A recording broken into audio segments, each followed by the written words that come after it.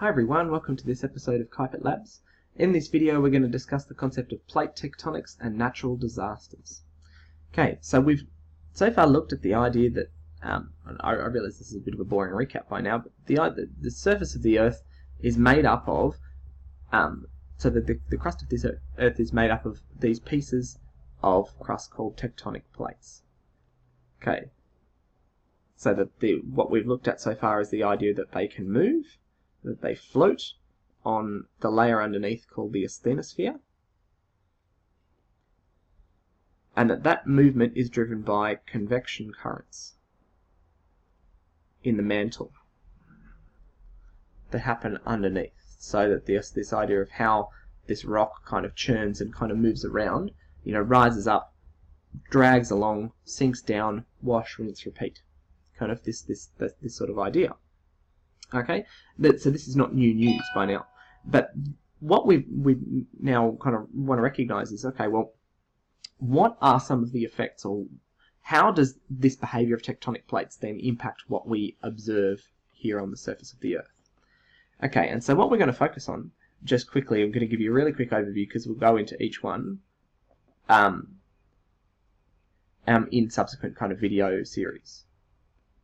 Okay, so we're going to be looking at earthquakes, we'll look at volcanic eruptions, and tsunamis. Okay, as things that stem from plate tectonics. Or we would say tectonic activity is perhaps a bit of a better term to use here. That things that are happening with the tectonic plates that then help to lead to, or kind of these two. And then what we'll see is that an earthquake is something that leads to a tsunami. But so let's go through each one just quickly, an overview of each one in turn. Okay, because then we're going to go, the first one we'll go through will be earthquakes in a subsequent video. Okay, and so this idea being that let's look at a convergent plate boundary over here. So we've got kind of this, we've got two plates converging together. So this plate moving this way, this plate moving this way. Okay, so this one I'm representing just as oceanic crust, so thinner but more dense. Here I'm representing it as continental crust. Okay, now we know that not all convergent plate boundaries are this combination, but some of them are, so we'll go with that.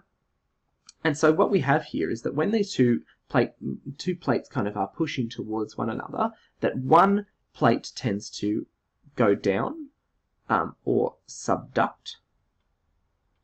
Okay, so this idea, so this is our subducting plate. That it's actually kind of being below, like a submarine.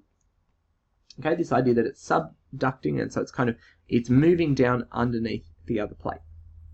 Okay, and that means that this one is kind of pushing up here, and then what we're getting as a result over time is that we're getting these mountains that would build up here. So a classic example of this sort of thing is at the edge of South America, the Pacific plate moving this way, the South American plate moving that way, and so we got the Andes Mountains that have formed on the western coast of South America in places like Chile.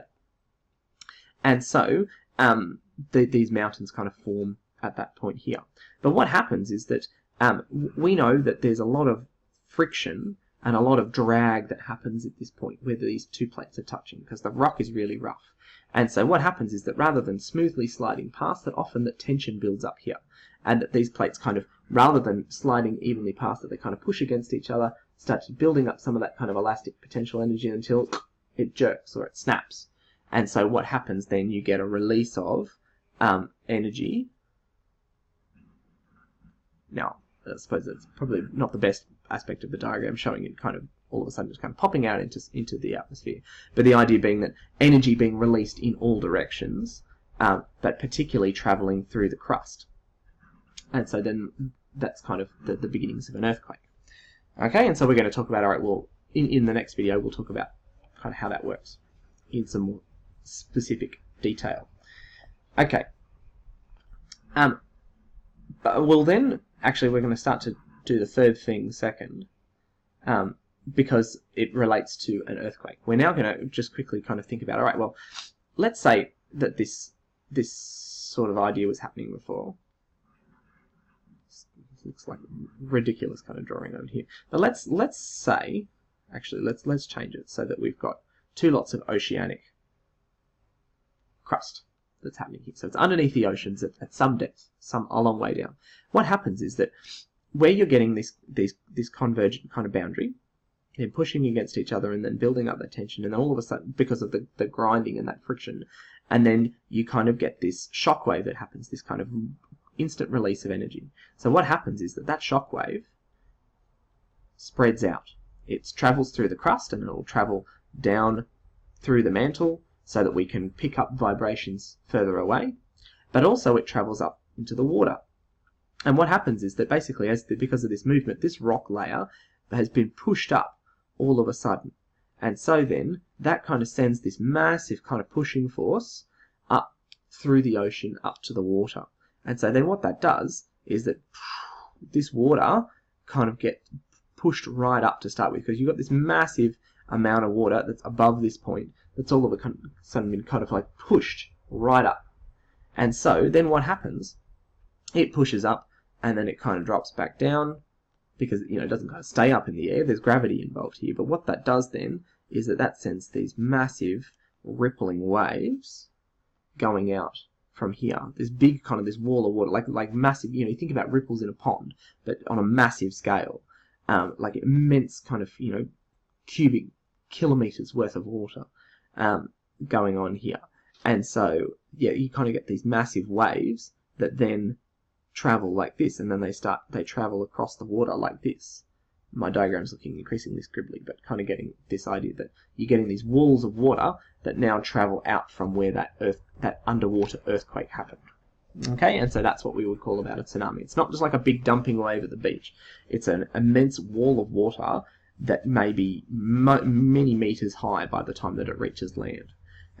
It's such a large volume of water that just keeps being driven that way. It's rather than it doesn't just kind of churn itself out. It doesn't stop until something stops it. All right, let's quickly talk about volcanic eruptions. Okay, so thinking about the formation of a volcano, and then when that volcano then erupts. Okay, so often what we would have, let's say, thinking about our wonderful convergent kind of plate boundary over here. Same sort of idea is that then what we're seeing here is this rock being pushed up. Okay, so that it's not only it's kind of going sideways, but it's actually starting to kind of push up and then starting to build over here.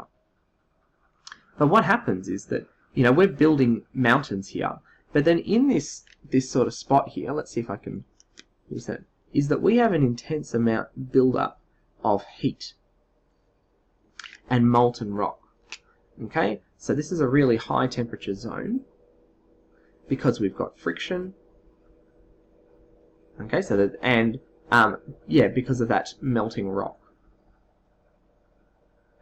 Because basically, remember that as it kind of gets down here, that it actually kind of, it's a soft boundary because it starts to just kind of melt as it gets to here. So we've got a lot of churning kind of hot fluid rock inside this upper layer of the mantle here.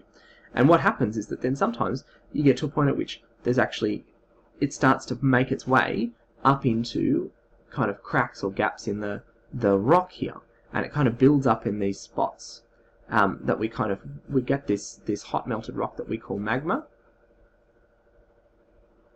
I might rewrite that more neatly. I realise I'm using a bigger marker at the moment, and so my handwriting gets atrocious. Okay, so magma build up occurring in this space, and so then what it does is that then it kind of forms in these pockets, and then it gets to a point at which the pressure builds up so much, or that we get so much that's going there, that it makes its way to the surface as an eruption. Okay, so these volcanoes that have formed, these mountains that kind of originate from where magma starts to push towards the surface, then start to they breach the surface and produce lava.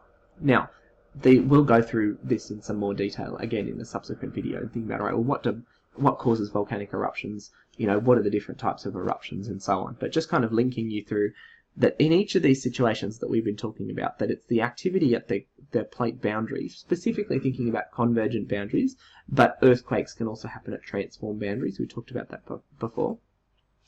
The interaction at this plate boundary is what then causes events that we consider to be natural disasters. So massive kind of releases of energy that can cause an earthquake, an underwater earthquake that can push up massive amounts of the ocean above it, forming a tsunami wave, or a build-up of this hot kind of fluid rock that makes its way into cracks inside the crust that build up to inside a volcano that then erupts. Okay, they're all things that we can observe that give us a clue about some of the activity that's happening underneath the surface. Okay, thanks very much for watching. Bye for now.